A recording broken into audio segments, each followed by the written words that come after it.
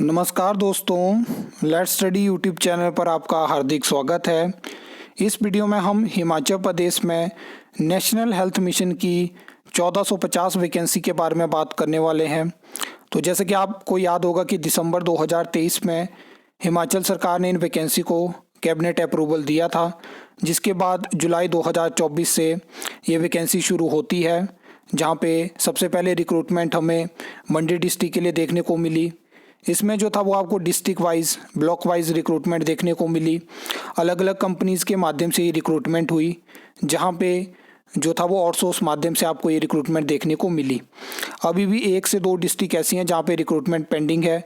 बाकी जहाँ पे वॉक इन इंटरव्यू हो चुके हैं, वहाँ पे ऑलरेडी रिजल्ट के बाद ज्वाइनिंग हो चुकी है।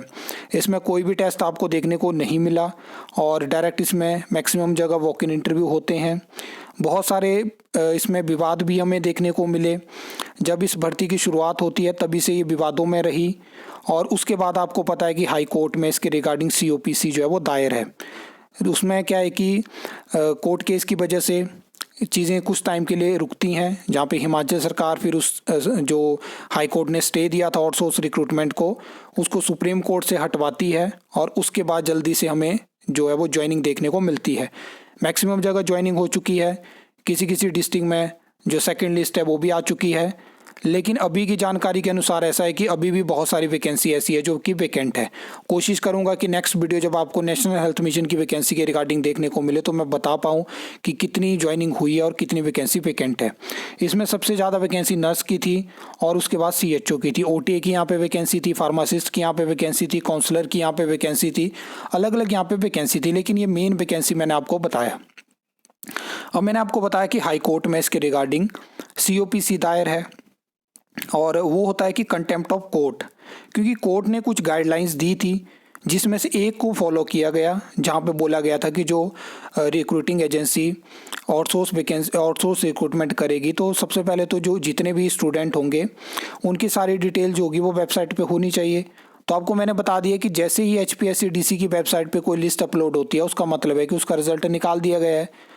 अदरवाइज़ तो किसी को जानकारी नहीं होती है, क्योंकि रिज़ल्ट नहीं आता है। जो स्टूडेंट सेलेक्ट किए जाते हैं उनको डायरेक्ट मेल के माध्यम से, डायरेक्ट फ़ोन कॉल के माध्यम से जानकारी दी जाती है कि आपकी सिलेक्शन हो चुकी है।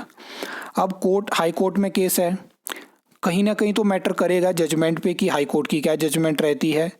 और जो लोग ऐसा सोच रहे हैं कि ज्वाइनिंग हो चुकी है और उसके बाद कुछ नहीं हो सकता है, तो मैं उनको बताना चाहता हूँ कि हाई कोर्ट की जजमेंट के बाद हिमाचल प्रदेश में एक ऐसा भी केस हुआ है जहाँ पे रेगुलर जॉब कर रहे 2 साल उनके लगभग 1 महीने के बाद कंप्लीट होने वाले थे और उनको नौकरी से हटाया गया है।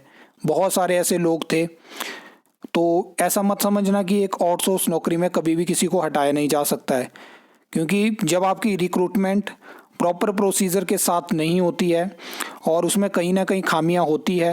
हाई कोर्ट में आपने देखा होगा कि बहुत सारी भर्तियों के जब हमें रिजल्ट भी देखने को मिलते हैं तो उसमें मेंशन होता है कि उस नोटिफिकेशन में ही डिपार्टमेंट की तरफ से ये लिख दिया जाता है कि हाई कोर्ट की जो जजमेंट होगी उसी की आउटकम पे जो है वो ये भर्ती मतलब आगे प्रोसीड करेगी, अदरवाइज़ ये नोटिफिकेशन नल एंड वॉइड हो जाएगी।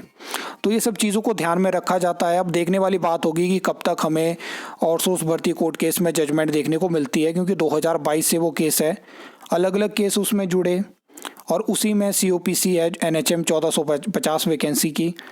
अब जब जजमेंट आएगी आपको वीडियो यहीं पे देखने को मिलेगी और ये जो है वो अब डिपेंड करेगा क्या चीज़ें यहाँ पे होती हैं।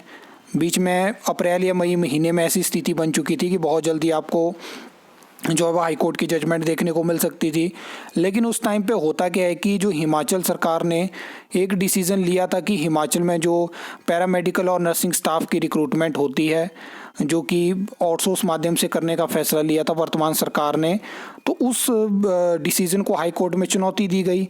तो उस मैटर को भी इसी केस के साथ जोड़ा गया, जिसकी वजह से हमें थोड़ा डिले देखने को मिला, लेकिन उम्मीद है कि जल्दी ही इस साल में ही जजमेंट आपको देखने को मिले और ताकि एक स्थिति क्लियर हो सके कि हाई कोर्ट क्या सोचता है आउटसोर्स भर्तियों के बारे में और क्या क्या चीज़ें सरकारें इम्प्रूव कर सकती हैं, क्या क्या चीज़ें और इम्प्रूव हो सकती हैं, ताकि थोड़ी तो ट्रांसपेरेंसी आउटसोर्स भर्ती में हमें देखने को मिले।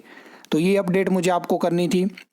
नेक्स्ट मैंने आपको बता दिया कि जल्दी आपको आंकड़ा देखने को मिलेगा कि कितनी ज्वाइनिंग हो चुकी है और कितनी पेंडिंग है, ताकि आपको आइडिया हो कि कोई और लिस्ट आपको देखने को मिल सकती है, नहीं मिल सकती है, और क्या क्या स्थिति आगे रहने वाली है। आई होप आपको वीडियो अच्छी लगी होगी, इन्फॉर्मेटिव लगी होगी।